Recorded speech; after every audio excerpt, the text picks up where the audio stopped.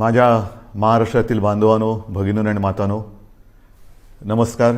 जय महाराष्ट्र. साधारणतः मी एक महिन्यानंतर आपल्याला भेटतोय. गेल्या वेळेला भेटलो होतो तेव्हा मला वाटतं दुसऱ्या दिवशी 1 मे होता, म्हणजे आपला महाराष्ट्र दिन होता.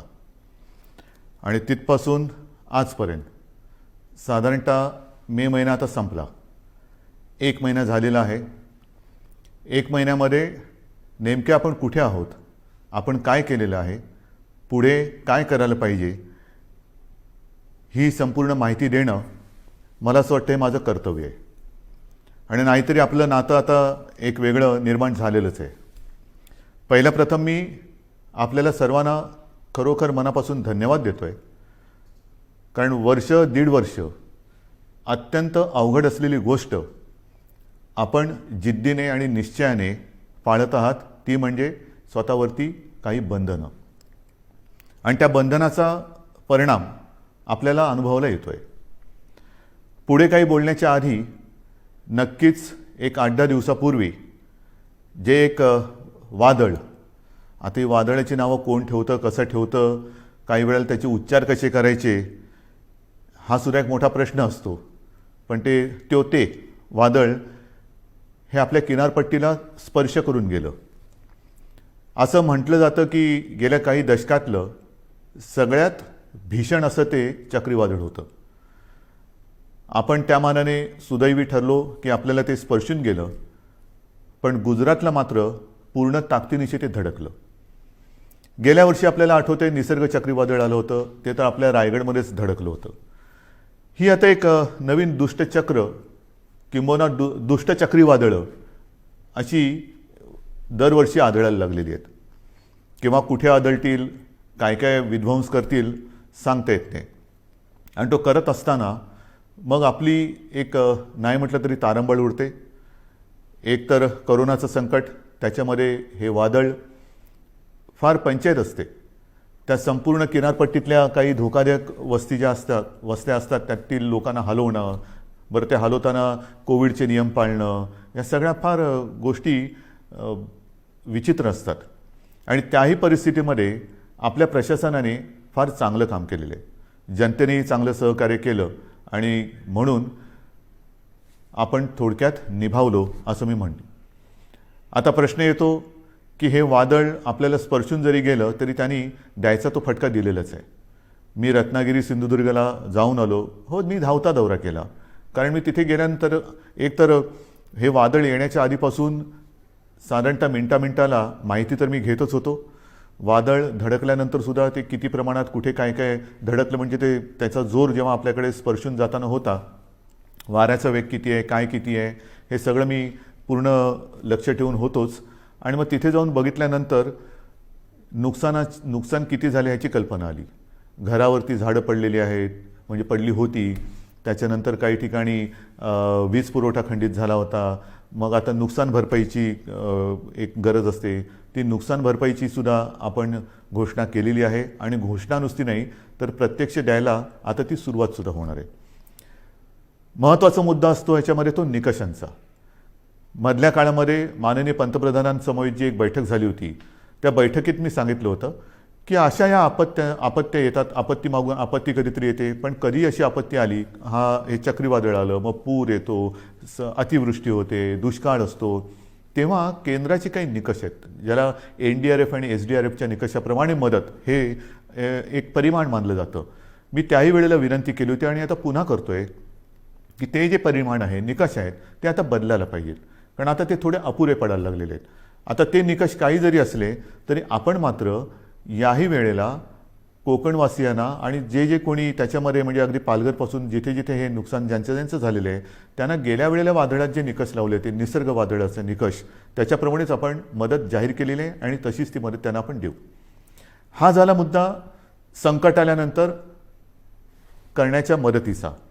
पण आता ही संकट जर का वारंवार येणार असतील आणि असं दिसतंय, मग त्याला बदलतं हवामान म्हणा किंवा अन्य काही गोष्टी म्हणा, तर ही वादळं जर का आपल्याकडे दरवर्षी आपल्याला त्रास देणार असतीलच आणि तशी ती देत आहेत म्हटल्यानंतर काही ठिकाणी मात्र ह्या किनारपट्टीवरती कायमस्वरूपी काही उपाययोजना करण्याची गरज आहे. मग ही कायमस्वरूपी उपाययोजनामध्ये काय काय येतं, तर धूप प्रतिबंधक बंधारे आहेत की जेणेकरून लाटा आदळणार नाहीत. मग त्या परिसरामध्ये वीज पुरवठा खंडित होतो, कारण विजेचे खांबच्या खांब उन्मळून पडतात, झाडं उन्मळून पडतात, कधी तारांवरती झाडं पडतात आणि मग तारांबळ उडते आपली. तर अशा वेळेला भूमिगत तारा म्हणजे ज्या वीज वाहक तारा असतात, वायरी असतात, त्या भूमिगत करणं, त्याला आता प्राधान्य देतो आहोत. नंतर भूकंपरोधक घरं काही ठिकाणी करावी लागतील. नंतर आपल्याला ह्या ज्या काही वस्त्या अचानक काही ठिकाणी हलवाव्या लागतात, ही बांधकामंसुद्धा कधी चांगली असतील कधी नसतील, तर पक्के निवारे हे बांधण्याची गरज आहे. पक्के निवारे, कारण काही होऊ शकतं. अशा वेळेला ह्या ज्या काही कायमस्वरूपी सोयी सुविधा आपल्याला करायच्या आहेत त्याच्याबद्दल आपण सुरुवात तर केलेली आहे, पण त्याही बाबतीत केंद्र सरकारशी आपण बोलतो आहोत आणि मला खात्री आहे की केंद्र सरकार लवकरच आपल्याला या बाबतीत नक्की मदत करेल. ही झाली गोष्ट ह्या चक्रीवादळाची, तेच ना त्या वादळाची. मग आपला जो मुद्दा आहे तो साहजिकच आहे. 1-1.5 वर्ष जी लढाई चालली ती कोरोना. या कोरोनाच्या लढाईमध्ये आपण आत्तापर्यंत काय काय केलेलं आहे हे पहिल्यांदा आपल्याला सांगतो. आपण ज्या काही घोषणा केल्या होत्या की कोणाला काय काय देणार, तर साधारणतः आपण कुठे आहोत, काय दिलेलं आत्तापर्यंत, तर अन्न सुरक्षा योजनेमध्ये जवळपास 2,74,000 मेट्रिक टन धान्याचे मोफत वितरण आपण केलेलं आहे. शिवभोजन थाळीमध्ये सुद्धा 54-55 लाख थाळ्या यांचं मोफत वितरण आत्तापर्यंत आपण केलेलं आहे. संजय गांधी निराधार, श्रावणबाळ, वृद्धापकाळ वेतन, विधवा निवृत्ती वेतन, दिव्यांग निवृत्ती यामध्ये जवळपास 850 कोटी रुपये लाभार्थ्यांच्या बँक खात्यामध्ये थेट जमा झालेले आहेत. 850 कोटी रुपये लाभार्थ्यांच्या खात्यात जमा झालेले आहेत. त्याच्यानंतर नोंदणीकृत बांधकाम कामगारांसाठी साधारणतः हे कामगार 10 लाखाच्या आसपास आहेत. त्यांना आपण 154 कोटी 95 लाख रुपयांचा निधी थेट त्यांच्या बँक खात्यात आपण जमा केलेला आहे. घरेलू कामगारांसाठी सुद्धा 34,42,000 रुपयांचा निधी हा जमा झालेला आहे त्यांच्या खात्यात. फेरीवाल्यांसाठी सुद्धा जवळपास ते अजून चालू आहे, ह्या सगळ्या गोष्टी अजून चालू आहेत. हे आत्तापर्यंत काय केले हे मी तुम्हाला सांगतोय. फेरीवाल्यांसाठी साधारणतः 52 कोटी रुपयांचा निधी आत्तापर्यंत आपण दिलेला आहे. आदिवासींसुद्धा आपण आत्तापर्यंत साधारणतः काही लाख रुपयांचा निधी त्यांच्या खात्यामध्ये जमा केलेला आहे, अजून तो चालू आहे. जिल्हाधिकारी यांना मी सुरुवातीलाच सांगितलं होतं की या काळामध्ये आपण 3300 म्हणजे 3,300 कोटी रुपयांचा निधी हा ह्या कोविड काळासाठी आपण त्यांच्यासाठी मंजूर केला होता, पण प्रत्यक्षात मात्र आत्तापर्यंत 3,865 कोटींचा निधी त्यांना आपण उपलब्ध करून दिलेला आहे. तर ह्या सगळ्या गोष्टी आपण ह्या संकटामध्ये सुद्धा न डगमगता पुढे करत चाललेलो आहोत की जेणेकरून आपलं राज्य, आपला महाराष्ट्र हा सुरक्षित राहायला पाहिजे आणि त्याचबरोबरीने त्याची आबाळसुद्धा होता कामा नये, गोरगरिबांची आबाळ होता कामा नये. याचं कारण आपल्याला सर्वांना माहिती आहे की निर्बंध लादल्यानंतर ते लादावे लागतात. फार त्याच्यासारखं वाईट काम असेल कोणतं असं मला वाटत नाही की लोकांवरती, जनतेवरती, आपल्या स्वतःच्या जनतेवरती निर्बंध लादणं. जी जनता आपल्यावरती प्रेम करते आहे, जी जनता आपल्याला आपलं मानते आहे, आपल्या घरातील एक मानते आहे, त्यांच्यावरती बंधनं लादणं यासारखं दुसरं कोणतेही कटू काम कोणाला करावं लागत असेल असं मला वाटत नाही. पण ते मला नाईलाजाने करावं लागते. आपल्या राज्याच्या आणि आपल्या सगळ्यांच्या जीवाच्या काळजीने आणि काळजीपोटी करावं लागते. बरं, आता ही त्याची तुम्हाला माहिती दिल्यानंतर साधारणतः आता काही जण असं म्हणत आहेत की आता लाट आहे ती खाली यायला लागलेली आहे, मग आता काय करणार, ही निर्बंध उठवणार का? तर याचीसुद्धा मला एक तुम्हाला माहिती देण्याची आवश्यकता वाटते की नेमकं आपण कुठे आहोत. एक गोष्ट नक्की की गेल्या वेळेला मी आपल्याशी बोललो होतो त्याच्यात आणि आत्तामध्ये खूप फरक पडलेला आहे, नक्कीच पडलेला आहे. म्हणजे जर आपण पाहिलं तर आत्ता साधारणतः आजची म्हणजे 30 मे आजची जी परिस्थिती आहे त्याच्यात आपल्याकडे आज 18,000च्या आसपास रुग्णसंख्या आहे सापडलेली. मात्र अजूनही जी रुग्णसंख्या आहे ती एक 2-5 दिवसापूर्वीचा जर का आकडा पाहिला तर गेल्या लाटेमध्ये जी एक सर्वोच्च, ज्याला आपण पीक म्हणतो, ती जी संख्या होती तिच्या बरोबरीत आहे. आता थोडीशी कमी होते आणि आपल्याला कल्पना आहे की त्यावेळेला जे शिखर आपण गाठलं होतं ते सणासुदीच्या नंतर गाठलं होतं. ह्यावेळेचं शिखर हे सणासुदीच्या आधी आलेलं आहे. म्हणजे सर्वोच्च म्हणजे जो उच्चांक आहे त्याचीसुद्धा तुम्हाला एक तुलनात्मक मी हे सांगणारच आहे. परंतु आत्ता जर बघितलं तर साधारणतः ते 19 सप्टेंबर 2020च्या सुमारास आपल्या राज्यामध्ये 24,886 रुग्ण होते एका दिवसात सापडणारे. आता 26 मेची जर का आकडेवारी पाहिली तर त्या 26 मेला म्हणजे 4 दिवसापूर्वी साधारणतः 24,752 एवढे रुग्ण आपल्याला आत्ता 4 दिवसापूर्वी आढळलेले आहेत. हे 4 दिवसापूर्वीची गोष्ट आहे. आज साधारणतः ती 18,000पर्यंत आलेली आहे. अजून आता नवीन व्यवस्थित आकडे येतील. म्हणजेच काय की अजूनही आपण म्हणावं तेवढं खाली आलेलो नाही. गेल्या वेळेला जे एक सर्वोच्च जे पीक ज्याला म्हणतो आपण जे गाठलं होतं आणि ते खालून वरती आलं होतं, यावेळेला ही जी संख्या आहे ती वरून खाली आलेली आहे. म्हणजे तीही आकडेवारी माझ्याकडे असणार, मी तुम्हाला देतो ती पण आकडेवारी. एक गोष्ट दिलासादायक नक्कीच आहे. बरं, त्याच्या आधी सक्रिय रुग्णसुद्धा सांगतो. सक्रिय रुग्ण त्या काळामध्ये साधारणतः 3,01,752 होते. 26 मेला आपल्याकडे सक्रिय रुग्ण 3,15,042 आहेत. म्हणजे बरोबरीमध्ये आत्ता आपण आलेलो आहोत गेल्या वेळेच्या उच्चांकावरती. एक मात्र मी जे सांगतो तुम्हाला दिलासादायक गोष्ट ती नक्कीच आहे की रुग्ण बरं होण्याचं जे प्रमाण आहे ते त्यावेळेला 78% होतं, यावेळेला या दिवसांमध्ये 92% आहे. म्हणजे ही नक्कीच दिलासा देणारी ही गोष्ट आहे. मृत्यूदरसुद्धा गेल्या वेळेला साधारणतः 2.65% होता, यावेळेला 1.62%. म्हणजे ही एक थोडीशी चांगली वाईट जी काय गोष्ट आहे ती तुम्हाला मी आपल्या समोर मांडलेली आहे.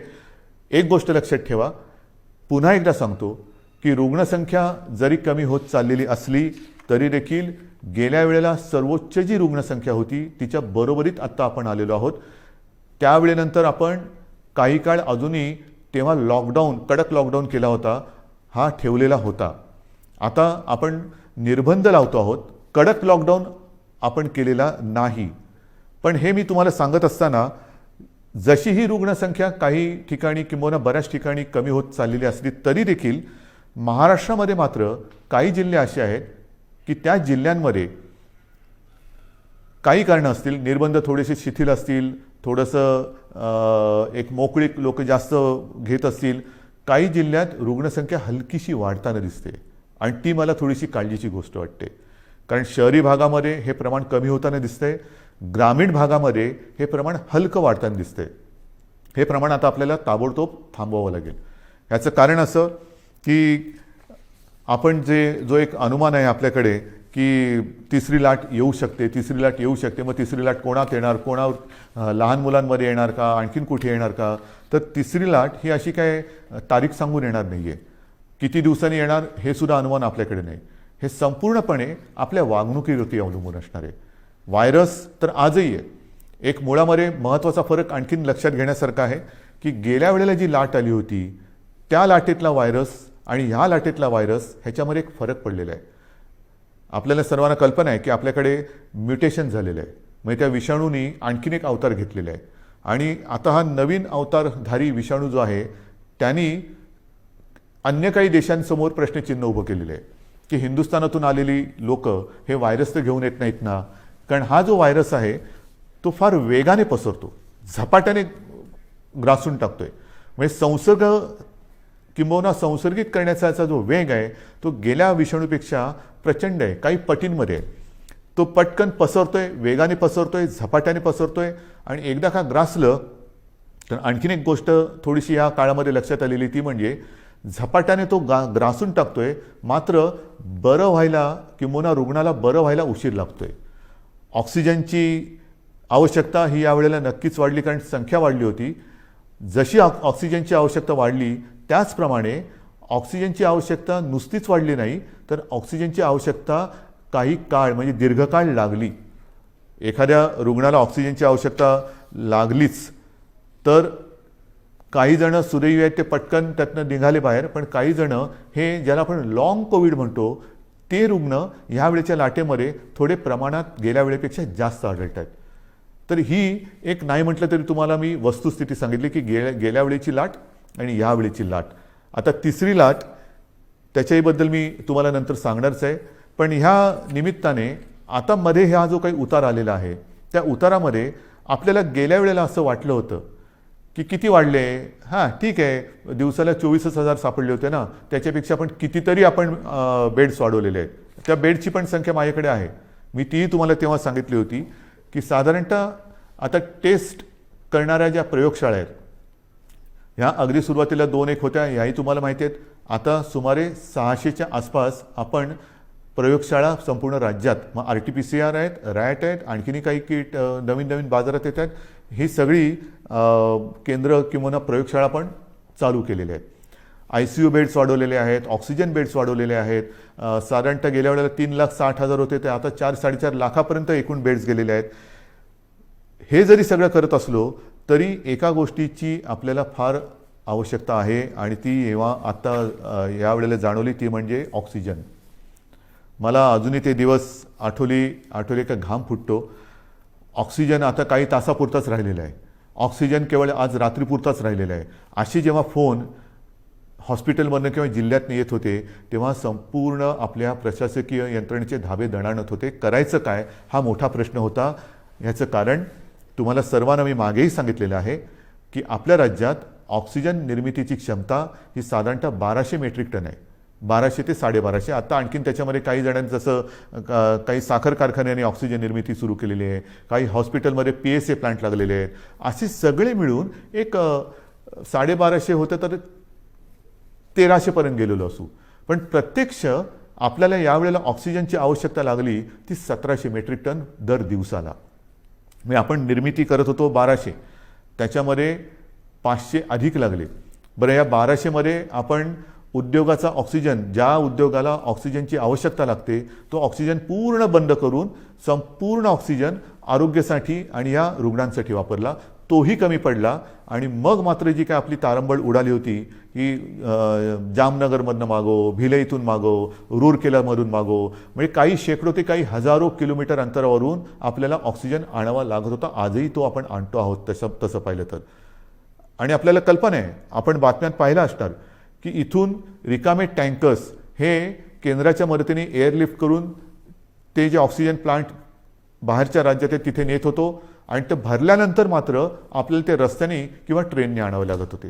ही संपूर्ण जी काय यातायात होती हे कशी आपण निभावून नेली ती त्या सगळ्या प्रशासकीय यंत्रणेचं एक कौतुक करावं लागेल.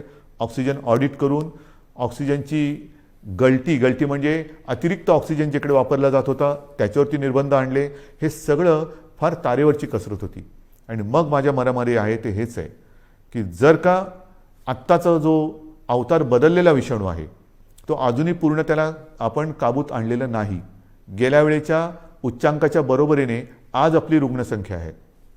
यावेळेला तो जर का सुटला आणि काही पटीत आलेली लाट होती, म्हणजे यावेळेला साधारणतः तुम्हाला कल्पना आहे 66-67 हजार रुग्ण हे दर दिवशी आढळत होते. म्हणजे गेल्या वेळेला 24,000 होते, यावेळेला 66-67 हजार दर दिवशी रुग्ण आपल्याला आढळत होते, पॉझिटिव्ह रुग्ण आपल्याला सापडत होते.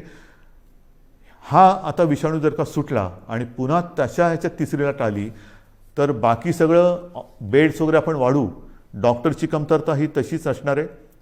ऑक्सिजनची कमतरता पडली तर मग मात्र आपल्याला फार कठीण जाणार आहे. त्याच्यामुळे ह्या काही गोष्टी ह्या आपल्याला लक्षात घेऊन पुढची पावलं ही खूप सावधतेने टाकावी लागणार आहेत. बरं, हे कमी पडते की काय म्हणून ते आता नवीन आलेलं आहे म्युकॉरमायकोसिस, काळी फंगस. ही काळी जादू माहिती होती, काळी विद्या माहिती होती, आता काळी फंगस आलेली आहे. म्हणजे बुरशीसुद्धा, काळी बुरशी, म्युकॉरमायकोसिस. आता हा सुद्धा जो प्रकार आहे त्याच्यावरती सुद्धा आज साधारणतः आपल्या राज्यात 3-1 हजार रुग्ण त्याचे आहेत. ही काही साथ नाही आहे, पण त्याची कारणं ही सुद्धा आपल्या लक्षात आलेली आहे. आपल्या टास्क फोर्समध्ये त्यातले सुद्धा तज्ज्ञ डॉक्टर, मी गेल्या वेळेला सांगितलं आपल्या ठाण्याचे आशिष भूमकर, डॉक्टर आशिष भूमकर, त्यांचा समावेश केलेला आहे. असे त्या विषयातले तज्ज्ञ डॉक्टर आपण वेळोवेळी ह्या टास्क फोर्समध्ये घेतो आहोत, त्यांचं मार्गदर्शन घेतो आहोत आणि उपाययोजना, उपचार पद्धती कशी असायला पाहिजे, कशामुळे म्युकॉरमायकोसिस होतो. तर एक जे कारण त्यांनी सांगितलं ते म्हणजे साधारणतः या कोविडच्या काळात, म्हणजे ज्याला कोविड होतो, करोना होतो, त्या रुग्णामध्ये साखरेचं प्रमाण वाढतं. हा करोनाचा एक कदाचित साईड इफेक्ट असेल.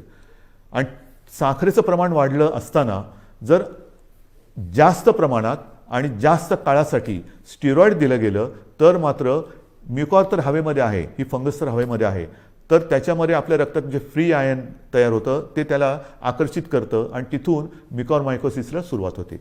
मग हे कारण त्यांनी सांगितलं. आणखीन काही कारण आहे का? आणखीन काय करू शकतो. तर ह्या सगळ्या गोष्टी आपण डॉक्टरना सांगतो आहोत. याच्यामध्ये आणखीन एक गोष्ट नव्याने आपण केलेली आहे, ती म्हणजे नवीन एक संकल्पना मी मांडली आणि तिला ते यश येते. माझा डॉक्टर. माझा डॉक्टर. माझा डॉक्टर म्हणजे काय, आपल्याला सर्वांना माहिती आहे की आपल्या कुटुंबाला एक फॅमिली डॉक्टर असतो.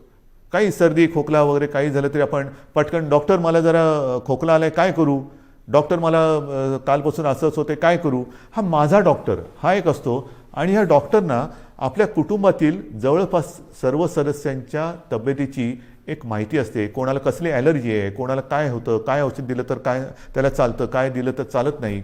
त्या डॉक्टरना मी आवाहन केलं. जवळपास काही हजार डॉक्टर, म्हणजे सगळे जर का पकडले तर लाखाच्या आसपास डॉक्टर्स, त्यांच्याशी जसा मी आपल्याशी संवाद साधतोय तसा संवाद त्यांच्याबरोबर साधला आपल्यासोबतच्या तज्ज्ञ डॉक्टरांना घेऊन. आणि हे सगळे वाड्या वस्त्यांमधले डॉक्टर आहेत, पाड्यांमधले डॉक्टर आहेत, अगदी आपल्या गल्लीतले डॉक्टर असतील, आपल्या सोसायटीमधले डॉक्टर असतील. ह्या सगळ्या डॉक्टरना मी आता आवाहन केलं. त्यांनीसुद्धा प्रतिसाद दिलेला आहे. ह्याचं कारण असं की आता पावसाळा येतोय. पावसाळ्याचे साथीचे आजार ते तर आहेत आणि त्याच्यात कोरोना. तुम्हाला कल्पना आहे की लक्षणं तीच आहेत. सर्दी खोकला ताप, घसा बसणं, घसा दुखणं, इतर पोट बिघडणं. आता हा नेमका रुग्ण ओळखणं हे फार मोठं काम आहे.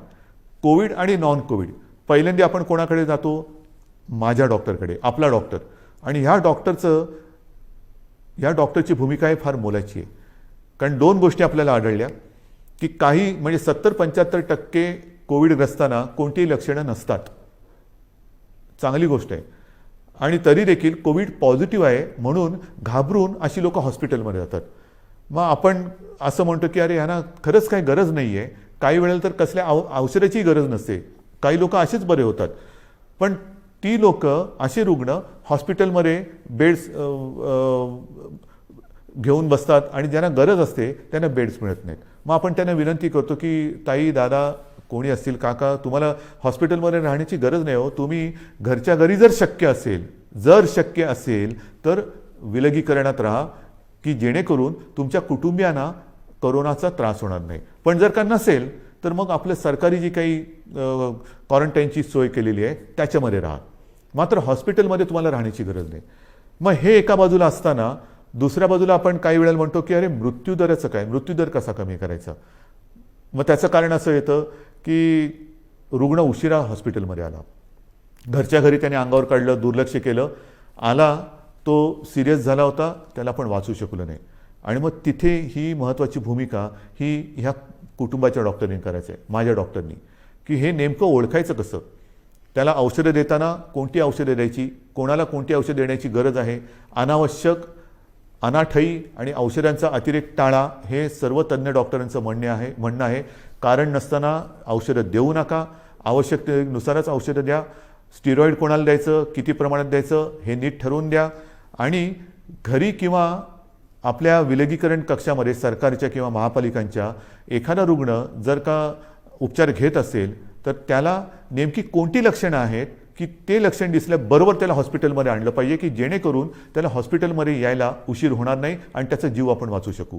तर ह्या महत्त्वाच्या गोष्टी या फॅमिली डॉक्टरनी करायच्या आहेत. एक तर कोविड नॉन कोविड ओळखणं हे फार महत्त्वाचं आहे. ते ओळखल्यानंतर कोविड रुग्ण असेल, त्याच्या घरामध्ये विलगीकरणाची सोय नसेल तर त्याला सांगितलं पाहिजे की तू कोविडग्रस्त आहेस, तू या इकडे राहा. आणि मग त्याला औषधं देण्याची जबाबदारी आणि हे लक्षणं ओळखण्याची एक जबाबदारी ही या डॉक्टरने करायची. आणि मला खात्री आहे की ज्या पद्धतीने या सर्व डॉक्टरांनी प्रतिसाद दिलेला आहे तो प्रतिसाद पाहिल्यानंतर कोविडचं युद्ध आपण नक्कीच जिंकू शकतो. आता तिसरी लाट ही जी काही येणार म्हणतो आहोत, काही जणांचं म्हणणं असं आहे की जर का वयाप्रमाणे म्हटलं तर पहिली लाट ही ज्येष्ठ नागरिकांमध्ये आली, दुसरी लाट ही युवा ते मध्यम वयीन नागरिकांमध्ये आली, तर वयोमानाप्रमाणे म्हटलं तर कदाचित तिसरी लाट ही बालकांमध्ये येऊ शकेल. आणि मग काय करायचं. काही जणांचं म्हणणं आहे की तसं बालकांमध्ये येण्याचं कारण नाही, पण आली तरी घाबरण्याचं कारण नाही आहे, कारण बालकांमध्ये मुळामध्येच रोगप्रतिकारक शक्ती ही आपल्यापेक्षा जास्त असते. मात्र एक गोष्ट लक्षात घ्या की लहान मुलांमध्ये साथ ही येणार नाही, येऊ नये, येणारच नाही ही माझी प्रार्थना आहे. पण ती आलीच तर ती आपल्याच माध्यमातून येणार आहे. जशी आपण एक काळजी घेत होतो की आपल्यामुळे आपल्या घरातील ज्येष्ठांना ह्याचा संसर्ग होऊ नये, तशीच काळजी आता आपण घ्यायला पाहिजे की आपल्यामुळे आपल्या घरातील लहान मुलांना ह्याचा संसर्ग होता कामा नये. तर ही जर का काळजी आपण घेतली तर मला असं वाटतं आपण आपल्या बालकांना आणि आपल्या घराला सुरक्षित ठेवू शकतो. पण तरी देखील ही शक्यता लक्षात घेऊन महाराष्ट्रातल्या तज्ज्ञ बालरोग तज्ज्ञांचा सुद्धा मी टास्क फोर्स म्हणजे कृती दल तयार केलेलं आहे. डॉक्टर सुहास प्रभू हे त्यांच्या अध्यक्षतेखाली ही मी कृती समिती किंवा कृती दल तयार केलेलं आहे. त्यांच्याबरोबर सुद्धा माझ्या चर्चा सुरू आहेत. महाराष्ट्रातील सगळ्या बालरोग तज्ज्ञांची सुद्धा एक बैठक घेऊन झालेली आहे. त्यात सुद्धा काही हजार बालरोगतज्ञ हे सामील झालेले आहेत. संपूर्ण सज्जता ही प्रत्येक जिल्ह्यात आपण करतो आहोत. कुठेही सरकार म्हणून आपण कमी पडत नाही आहोत. सगळ्या सोयी सुविधा ज्या ज्या काही करण्याच्या गोष्टी आहेत त्या आपण करतो आहोत. मग महत्त्वाचा आणखीन एक प्रश्न येतो, तो म्हणजे लसीकरण. याची सुद्धा मी तुम्हाला कल्पना दिलेली आहे की साधारणतः 45 वरील वयोगटातील नागरिकांच्या लसीकरणाची जबाबदारी ही केंद्राने घेतलेली आहे. मात्र 18 ते 44 ह्या वयोगटातील नागरिकांची लसीकरणाची जबाबदारी ही राज्याने घ्यायची आहे आणि आपलं राज्य समर्थ आहे. मी पुन्हा एकदा सांगतो, साधारणतः 18 ते 44 वयोगटातील 6 कोटी नागरिक आपल्या राज्यामध्ये आहेत आणि त्या प्रत्येकाला 2 डोस हे जे द्यावे लागणार आहेत, 2 डोस म्हटलं तर 12 कोटी डोस लसीचे घेण्याची एक रकमी एका चेकनी आपली तयारी आहे. आणि जसजसा पुरवठा वाढेल तसतशी आपण लसीकरणाची प्रक्रियासुद्धा वेगात करू, क्षमता अधिक वाढू, 24 तास आपण ती चालू ठेवू आणि लवकरात लवकर या वयोगटातील नागरिक आपण सुरक्षित करू. मात्र त्याला एक मर्यादा आहे. आपली क्षमता आहे पण त्याला एक मर्यादा आहे. क्षमता मी सांगितली, मर्यादा साहजिकच आहे. लसीकरणासाठी लागणारी लस आणि त्याची उत्पादन क्षमता, अजूनही उत्पादन क्षमता आपल्याकडे ज्या लसी निर्माण होत आहेत त्यांची तेवढी झालेली नाही.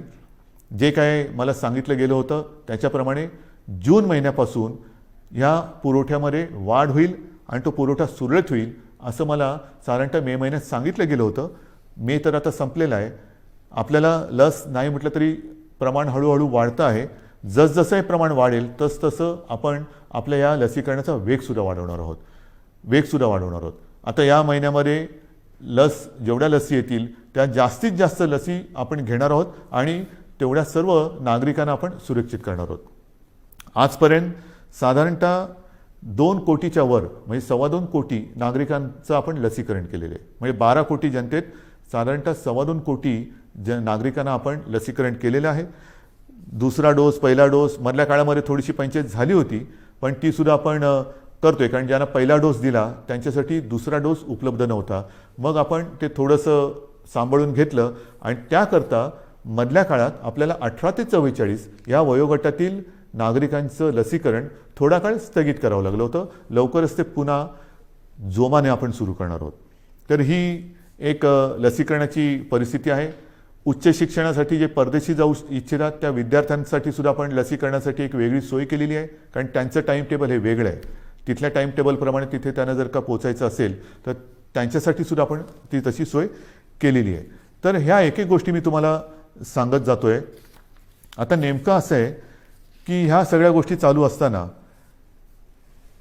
विषय येतो तो आपला शिक्षणाचा, कारण शिक्षण हा सुद्धा एक महत्त्वाचा घटक आहे. याही बाबतीत आपल्याला कल्पना आहे की 10वीच्या परीक्षांच्या बाबतीत आपण निर्णय घेतलेला आहे की यावर्षी 10वीच्या परीक्षा न घेता त्याच्यासाठी सुद्धा आपण एक मूल्यांकन करून 10वीच्या विद्यार्थ्यांना आपण त्याप्रमाणे पास करणार आहोत. 10वीचा तर निर्णय घेतला, 12वीचं काय करणार? कारण 12वीचा सुद्धा निर्णय घ्यावा लागेल. तर 12वीच्या बाबतीत सुद्धा आपण एक आढावा घेतो आहोत. त्याच्या बाबतीत सुद्धा एक पद्धत काय ठरवता येईल ती सुद्धा आपण ठरवून लवकरात लवकर हाही निर्णय आपण घेणार आहोत. पण मला एक गोष्ट अशी वाटते की जशी 12वीची परीक्षा आहे की ज्या 12वीच्या परीक्षेवरती पुढचं शिक्षण अवलंबून असतं, मग नीटची परीक्षा असेल, इंजिनिअरिंगची असेल, आणखीन कसली असेल, इतर राज्यात जाऊन शिकण्याची वेळ येते. तर त्याकरता थोडं एक केंद्राने सुद्धा धोरण ठरवायला पाहिजे. ही परिस्थिती संपूर्ण देश नव्हे जग ग्रासून टाकणारी ही परिस्थिती आहे. 100 वर्षापूर्वी अशी परिस्थिती आली होती आणि त्याच्यानंतर ही परिस्थिती जिला आपण तोंड देत आहोत. तर ज्या परीक्षांचं महत्त्व इतर पुढच्या आयुष्यावरती परिणाम करणारं आहे, भवितव्य त्याच्यावरती अवलंबून आहे. मी माननीय पंतप्रधानांना गेल्या वर्षी एक विनंती केली होती, तीच आज आपल्या माध्यमातून करतोय. कदाचित मी पत्र पण लिहायचे असेल तर पत्र लिहीन, बोलायची आवश्यकता असेल तर बोलीन सुद्धा, की काही वेळेला हे जे निर्णय आहेत ते सर्व देशासाठी त्याचं एक धोरण असलं पाहिजे, की 12वीची परीक्षा आहे, काय करायला पाहिजे, आणखीन काही परीक्षा असतील तर देशात त्याचा जर का एक पडसाद उमटणार असतील तर देशासाठी एक धोरण असायला पाहिजे. शैक्षणिक धोरण हे एक असायला पाहिजे. हा निर्णय हा केंद्राने एक घ्यायला पाहिजे. केंद्राने एक थोडंसं आम्हाला मार्गदर्शन करायला पाहिजे. 10वीचा निर्णय आम्ही घेतला, 12वीचं पण आम्ही घेणार आहोत, पण तो निर्णय देशभर सारखा पाहिजे. नाहीतर एखाद्या राज्यामध्ये समजा ही परिस्थिती आटोक्यात असली तर तिकडे परीक्षा होते, एखाद्या राज्यामध्ये परिस्थिती आटोक्याच्या बाहेर असेल तर परीक्षा होणार नाही. विद्यार्थ्यांचं नेमकं भवितव्य काय, तर त्याच्यात सुद्धा एक समानता असली पाहिजे. ठीक आहे, काही वेळेला राज्यांच्या परिस्थितीनुसार, जसं मी तुम्हाला सांगितलं की आज सुद्धा आपल्या राज्यामध्ये काही जिल्ह्यामध्ये परिस्थिती कोविडची आपण काबूत आणलेली आहे, काही मात्र ठिकाणी थोडीशी अजूनही वाढते आहे. असं काही राज्यांमध्ये आहे. काही राज्यांची परिस्थिती चांगली आहे, काही राज्यांमध्ये अजूनही वाढते, काही राज्य तसे स्थिर आहेत. तर धोरण मात्र एक असायला पाहिजे. आणि मी माननीय पंतप्रधानांना एकदा पुन्हा विनंती करणार आहे. पण त्याचबरोबरीने या गोष्टी ज्या आपण बघतो आहोत की साधारणतः लाटांमागून लाटा येत आहेत, मग काय करायचं. ऑफिसच्या बाबतीत जसं मी म्हटलं की वर्क फ्रॉम होम, तसंच शिक्षणाच्या बाबतीत सुद्धा काही क्रांतिकारक निर्णय आपल्याला घेण्याची गरज आहे. की काय करता येईल, अजूनही हे नेटवर्किंग कसं करता येईल, केबलिंग कसं करता येईल, की मुलांना सुद्धा जर का हा लॉकडाऊन किंवा कोविड अजून काही महिने काही काळ चालला, आपल्याला असं वाटलं होतं की 2020 हे वर्ष कोविडग्रस्त म्हणून होईल आणि 21मध्ये सगळी दारं उघडतील, तर झालं भलतंच. 20पेक्षा अधिक मोठ्या प्रमाणावर ती लाट आली आणि ती लाट आल्यानंतर सणासुदीला अजून सुरुवात व्हायची, त्याच्या आधी ही मोठी लाट आली. पुढे कसं जायचं हा एक प्रश्न आहे. तो प्रश्न सोडवताना शिक्षणाचा प्रश्न कसा सोडवायचा, शिक्षण चालू राहिलं पाहिजे, तर त्याच्यासाठी शिक्षणामध्ये सुद्धा काही क्रांतिकारक निर्णय घेण्याची आवश्यकता आहे. आणि त्याही बाबतीमध्ये आपण निर्णय घेत आहोत, काही योजना तयार करतो आहोत. वर्क फ्रॉम होमसारखं शिक्षण कसं करता येईल, ऑनलाईन काय करता येईल का, या सगळ्या गोष्टी आपण बघतो आहोत की जेणेकरून आपल्याला त्याच्यात त्रास होणार नाही. जसं मी तुम्हाला सांगितलं की तिसऱ्या लाटेची तयारी करताना मी गेल्या महिन्यामध्ये काही उद्योगपतींची बैठक घेतली होती, याही आठवड्यात मी घेणार आहे. की लॉकडाऊनसारखी परिस्थिती निर्माण झाली तरी देखील अर्थचक्र फिरलं पाहिजे. आणि अर्थचक्र फिरण्यासाठी उद्योगधंद्यांनी काय करायला पाहिजे, कामगारांची व्यवस्था कशी केली पाहिजे, ह्या जशा काही गोष्टी करायच्या आहेत तशाच काही गोष्टी आपल्याला शिक्षणासाठी सुद्धा कराव्या लागणार आहेत. आणि ह्या सगळ्या गोष्टी करत असताना आपल्याला सर्व काही हळूवारपणाने पूर्वपदावरती आणावंच लागेल. एक एक एक एक गोष्ट नाही तर प्रत्येक वेळेला कोरोना वाढला की लॉकडाऊन करा, कोरोना कमी झाला की कुलूप उघडा, म्हणजे मला फक्त तेवढंच एक चावीवाल्याची भूमिका करावी लागली. अशी एकदा चावी फिरवा, अशी एकदा चावी फिरवा, हे काय काम आवडणारं काम नाही आहे. आपल्याला कोविडसोबत राहायचं नाही तर कोविडवरती मात करायची आहे. आणि म्हणून मला असं वाटतं की काही गोष्टी ह्या आता आपल्याला जाणीवपूर्वक कराव्या लागतील. मधल्या काळामध्ये एक थोडीशी शिथिलता आणण्याचा आपण प्रयत्न केला. ती शिथिलता, त्याचे दुष्परिणाम ते सुद्धा आपण बघितलेले आहेत. आणि मग काही गोष्टी ह्या आपल्याला अंगीकाराव्याच लागतील.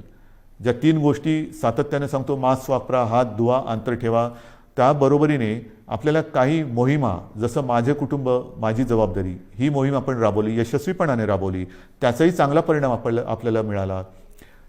आता पुढे काय करायचं, मला असं वाटतं जर का आपण ठरवलं, आणि आपण ठरवू शकतो, हे जे काही आपण नियंत्रण आजसुद्धा दुसऱ्या लाटेवरती आपण आणलेलं आहे. आज सर्वत्र देशात आणि परदेशात सुद्धा महाराष्ट्राचं कौतुक होते, महाराष्ट्र सरकारचं कौतुक होते.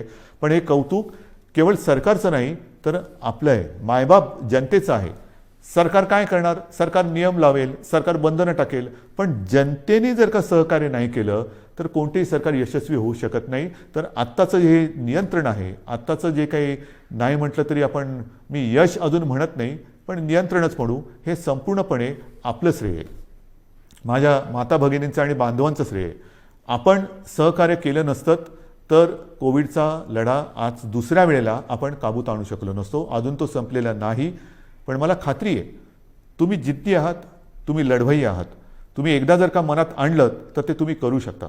आणि म्हणून मी तुम्हाला एक गोष्ट आणखीन सांगणार आहे की जसं माझे कुटुंब माझी जबाबदारी आपण एक मोहीम राबवली, मी जबाबदारी मोहीम राबवली, तसं जर का प्रत्येकाने ठरवलं, कारण मी आपल्याला बोललोच की आता शहरी भाग आणि ग्रामीण भागामध्ये ही लाट वाढते आहे. थोडं लाट म्हणजे थोडीशी रुग्णवाढ होते. शहरांमध्ये आता नाही म्हटलं तरी बऱ्यापैकी नियंत्रणात आहे. पण शहरं काय आणि गाव काय, प्रत्येकाने जर का ठरवलं की मी माझं गाव करोनामुक्त करीन, करोनामुक्त गाव आपण नाही करू शकत. करोनामुक्त गाव जर प्रत्येक नागरिकाने जर ठरवलं की माझं घर मी करोनामुक्त ठेवीन, माझं घर करोनामुक्त, सगळ्यांनी ठरवलं माझं घर करोनामुक्त, तर ती वस्ती करोनामुक्त झाली. सर्व वस्त्यांनी जर ठरवलं की आपण करोनामुक्त राहायचं, गाव करोनामुक्त झालं. गावाने सर्व ठरवलं तालुका करोनामुक्त होणार, जिल्हा करोनामुक्त होणार, सर्व राज्य करोनामुक्त होईल. आणि होऊ शकतं, झालेलं आहे. माझ्यासमोर आता 3 नावं आहेत. एक तर आपल्याला सर्वांना कल्पना आहे, आपले पोपटराव पवार, हिवरे बाजार, त्यांनी त्यांचं गाव करोनामुक्त केलेलं आहे. त्याचबरोबरीने 2 तरुण मुलं आहेत, मला कौतुक आहे त्यांचं, नवीन सरपंच आहेत. एक आहे ऋतुराज देशमुख, सरपंच घाटणे, तालुका मोहोळ, आणि दुसरी आहे कोमलताई करपे, ह्या सुद्धा आंत्रोळी तालुका दक्षिण सोलापूरच्या. ह्या तिघांनी म्हणजे पोपटराव पवारांनी तर केलंच, पण ह्या दोघांनी 2 तरुण मुलं आहेत, ह्या दोघांनी आपापलं गाव करोनामुक्त केलं आहे. मग मुलं करू शकतात तर आपण नाही करू शकत. आजपासून आपण निश्चय केला पाहिजे की गाव करोनामुक्त करायचं, करोनाला थारा द्यायचा नाही. संपूर्ण सरकारी यंत्रणाही तुमच्यासोबत आहे. ज्या ज्या काही गोष्टी केल्या मी या तिघांशी बोलणार आहे, पोपटरावांशी बोलणार आहे, ऋतुराजशी बोलणार आहे आणि कोमलताईशी सुद्धा बोलणार आहे की काय नेमकं तुम्ही केलं. आणि जर शक्य असेल तर मी एकदा जसं मी आज तुमच्याशी बोलतोय फेसबुकवरनं, तसं या तिघांनाही तुमच्याशी बोलायला लावणार आहे. मी आपल्या राज्यातल्या सर्व सरपंचांना सांगतोय की या 2 सरपंचांनी जर त्यांचं गाव करोनामुक्त करू शकले तर आपण आपलं गाव का नाही करोनामुक्त करू शकत. आणि हा निश्चय जोपर्यंत आपण करत नाही तोपर्यंत ही नुसती उघडझाप जशी ती गेलेली ट्यूबलाईट कधी उघडझाप कधी पेटते, कधी बंद होते, कधी पेटते, ही अशा ट्यूबलाईटसारखं नको. आपल्याला लख्ख प्रकाश टाकायचं आहे. जे काही करायचं ते लख्ख प्रकाशात करायचं. तर आपल्याला करोनामुक्त गाव ही मोहीम आजपासून आता राबवायची. माझं घर करोनामुक्त पाहिजे, माझी वस्ती करोनामुक्त पाहिजे, माझं गाव करोनामुक्त पाहिजे, जिल्हा करोनामुक्त पाहिजे. आणि सर्व जिल्हे करोनामुक्त झालं तर माझा महाराष्ट्र करोनामुक्त होणार आहे. आणि मग महाराष्ट्राचं उदाहरण इतर राज्यांनी घेतलं तर देश करोनामुक्त होणार आहे. सुरुवात कोणीतरी करायला पाहिजे, ती सुरुवात महाराष्ट्राने करायला पाहिजे. कारण दरवेळेला आपण म्हणतो की महाराष्ट्र हा देशाला दिशा दाखवतो. ही दिशा आता दाखवण्याची वेळ आलेली आहे. गाव आपल्याला करोनामुक्त हे करावंच लागेल. आणि हे मला खात्री आहे की आपण केल्याशिवाय राहणार नाही. आज मी आपल्याशी बोलताना पावसाळा तोंडावर आहे, कृषीचा हंगाम सुरू होतोय. हंगाम सुरू होतं म्हटल्यानंतर मला तमाम शेतकरी दादांना सांगायचे की गेल्याही वर्षी महाराष्ट्राच्या अर्थव्यवस्थेला तुम्ही मोठा हातभार लावलेला आहात. शेती आणि शेतीविषयक सगळे व्यवहार हे आपण थांबू दिले नव्हते, याही वेळेला थांबू देणार नाही आहोत. मग तुमचे बियाण्यांची दुकानं असतील, खतापाण्याची दुकानं असतील, इतर अवजारांची दुकानं असतील, तीसुद्धा आपण इतर काही दुकानं आपल्याला बंद ठेवावी लागली तरी ही दुकानं आपण बंद ठेवणार नाही आहोत. मात्र त्याला थोडंसं एक वेळेचं बंधन ठेवावं लागणार आहे. पण हे करताना कृपा करून गर्दी होऊ देऊ नका. एकतर स्वतः तोंडाला मास्क लावा. या हंगामामध्ये मग नांगरणी असेल, पेरणी असेल, अमुक असेल, तमुक असेल, मग उद्या कापणी होईल, अमुक होईल, मग शेतमजूर इकडे तिकडे यायला जायला लागतील. पण ही सगळी जी वर्दळ आहे ती वर्दळ करताना कोरोनाविषयक ज्या काही नियमावली आहेत त्या कृपा करून पाळा. कारण आपण केवळ राज्याचेच नव्हे तर देशाचे अन्नदाते आहेत. आणि अन्नदात्याचं जर का आरोग्य बिघडलं तर देशाचं आरोग्य बिघडलं. आपण अन्नदाते आहात, आपण सुरक्षित राहा. आपल्याला संपूर्ण सहकार्य सरकार करतं आहे, सरकार करेल. आपल्या कृषीविषयक ज्या काही गोष्टी असतील त्याच्यावरती कोणतीही बंधनं आपण टाकत नाही आहोत. ते सगळे व्यवहार, सगळ्या गोष्टी ह्या व्यवस्थित चालू राहतील. फक्त एकच अट आहे, कृपा करून ही बंधनं पाळा आणि गर्दी होऊ देऊ नका. शेवटी मी एकच सांगेन की ही दुसरी लाट ही अपेक्षेपेक्षा फार मोठी होती. या दुसऱ्या लाटेमध्ये अनेक जणांनी आपले आप्तस्वकीय गमावलेले आहेत, कुटुंबीय गमावलेले आहेत, अगदी मित्र परिवारातले काही मित्र गमावलेले आहेत. यामध्ये काही बालकं ही अनाथ झालेली आहेत. काही पालकांनी आपली बालकं गमावलेली आहेत. फार विचित्र आहे, ही साथ फार विचित्र आहे. आणि ही साथ एवढी वाईट आहे की हा म्हणता ओळखीपाळखीची माणसं ही आपल्याला सोडून गेलेली आहेत. यापुढे मात्र असं होऊ देता कामा नये. जी बालकं दुर्दैवाने अनाथ झालेली आहेत त्या बालकांसाठी केंद्र सरकारने एक योजना जाहीर केलेली आहेच, पण तरी देखील आपलं राज्य सरकारसुद्धा एक योजना करते आहे. कोणत्याही परिस्थितीत दुर्दैवाने ह्या बालकांचे पालक जरी त्यांनी गमावलेले असतील तरी त्यांचं पालकत्व हे सरकार घेईल. त्यांची आयुष्यातील वाटचाल ही मात्र आम्ही पोरकी होऊ देणार नाही, अनाथ होऊ देणार नाही. ह्या अनाथ बालकांना जिथे जिथे शक्य असेल तिथे तिथे सर्व पावलोपावली पदोपदी सरकार समर्थपणाने त्यांना साथ देईल. शिक्षण असेल, इतर काही असेल, राहण्याची गोष्ट असेल, काही असेल, ही योजना आम्ही आता तयार करतो आहोत आणि ती योजनासुद्धा आपण लवकरच जाहीर करून त्याची अंमलबजावणी करू. बांधवांनो, भगिनींनो आणि मातांनो, दुसऱ्या लाटेवरती आपण नियंत्रण आणतो आहोत. मात्र हे नियंत्रण आणत असताना काही जण कदाचित कुरबुर करतील, कारण अजून नाईलाजाने आपल्याला हे निर्बंध पुढचे 15 दिवस वाढवावे लागत आहेत. हे वाढवल्यानंतर म्हणजे 15 जूनपर्यंत हे वाढवावे लागतच आहेत. नुसते निर्बंध वाढवत नाही आहोत, तर आता आपण जिल्ह्यानुसार आढावा घेऊन काही जिल्ह्यात हे निर्बंध कदाचित कडक करावे लागतील, काही जिल्ह्यात कदाचित हे निर्बंध थोडेफार आपण शिथिल करू शकू. पण ह्या शिथिलतेचा अर्थ सर्व काही संकट गेले असं समजू नका. गेल्या वेळेला पहिल्या आणि दुसऱ्या लाटेच्या मधला जो काळ होता त्याच्यामध्ये मोर्चे, समारंभ, इतर काही गोष्टी, लग्नसराई हे आपण फार मोठ्या प्रमाणावरती नाही म्हटलं तरी झालं. ग्रामपंचायतीच्या निवडणुका झाल्या आणि नंतर मात्र ती दुसरी लाट अपेक्षेपेक्षा काही पटीत जास्त आली. आता हळूहळू काही लोक सुरू होतील की हे उघडा, ते उघडा, अमुक नाही केलं तर आम्ही रस्त्यावरती उतरू, मग आम्ही करोना काय बघणार नाही, हे उघडलं नाही तर आम्ही तसं करू. त्यांना मी सांगतोय, कृपा करून तुम्ही ह्या गोष्टी अशा करू नका. मला पूर्णपणे माहिती आहे की हे संकट फार विचित्र आहे, पण नुसतं हे संकट आता कमी झाले म्हणून घाईगर्दीने रस्त्यावरती उतरू नका. कारण जर का रस्त्यावरती उतरणार असाल तर मी म्हणेन कोरोना योद्धे म्हणून उतरा, कोरोना दूत म्हणून उतरू नका. जरा सरकारला तुम्ही जर का असं सांगणार असाल की अमुक नाही केलं तर आम्ही रस्त्यावरती उतरू, तर मला नम्रपणाने सांगायचं आहे की कोरोनाची साथ हा सरकारी कार्यक्रम नाही, ही सरकारी योजना नाही. कोरोनाची साथ ही सरकारी योजना नाही की जिच्या विरोधासाठी तुम्ही रस्त्यावरती उतरावं. तर तो जर का आपला गैरसमज असेल तर तो कृपा करून आपल्या मनातून काढून टाका. तो जर का आपला संभ्रम असेल तर मनातून काढून टाका. दुर्दैवाने आपल्या आजूबाजूला बघा, ज्या घरामध्ये काही बालकं अनाथ झालेत, काही पालकांची मुलं गेलेली आहेत, हे निर्बंध तर आपण उठवणार आहोतच, पण निर्बंध उठवल्यानंतर सुद्धा घरातील कर्ता गमावलेला आहे त्या कुटुंबाकडे सुद्धा आपल्याला लक्ष द्यावं लागणार आहे. तर हे रस्त्यावरती उतरणं म्हणजेच तिसऱ्या लाटेला आमंत्रण देणं आहे. तर त्या तिसऱ्या लाटेचे आमंत्रक आपण होऊ नका. तिसऱ्या लाटेचे निमंत्रक आपण होऊ नका. कारण माझ्यासमोर संपूर्ण महाराष्ट्रातल्या जनतेच्या जीवनाचा प्रश्न आहे, आयुष्याचा प्रश्न आहे. मी पुन्हा एकदा सांगतो, हे निर्बंध लादणं यासारखं कटू काम दुसरं कोणतं असूच शकत नाही. पण मात्र हे आपल्या आरोग्यव्यवस्थेचं प्रमाण बघून आपल्याला या गोष्टी कराव्या लागतात. अजूनही ऑक्सिजनची व्यवस्था आपण वाढवतोय. मिशन ऑक्सिजन हा एक कार्यक्रम घेतला आहे, जरूर घेतला आहे. काही ठिकाणी आपण प्लांट्स लावायला सुरुवात केलेली आहे, पण छोटे, मध्यम आणि मोठे असे प्लांट लावायला साधारणतः 3 महिने ते 18 महिन्यापर्यंत हा कालावधी लागू शकतो आहे. तो लक्षात घेता आपल्याला फार हळुवारपणाने एक एक गोष्टी ह्या उघडत जाव्या लागणार आहेत. आणि म्हणून आजपर्यंत आपण जसं सहकार्य केलं तसंच सहकार्य साहजिकच आहे. हे आपल्यासाठी, आपल्या प्रियजनांसाठी, आपल्या मित्रपरिवारासाठी, आप्तसोक्यांसाठी हे मला अपेक्षित आहे. मी अधिक नुसतं निर्बंध लादायचे म्हणून लादणाऱ्यातला नाही, हे पुन्हा एकदा नम्रपणाने सांगतो. मात्र काही वेळेला हा बदललेला विषाणूचा अवतार बघून आपल्याला फार हळुवारपणाने हे निर्बंध उघडावे लागतील.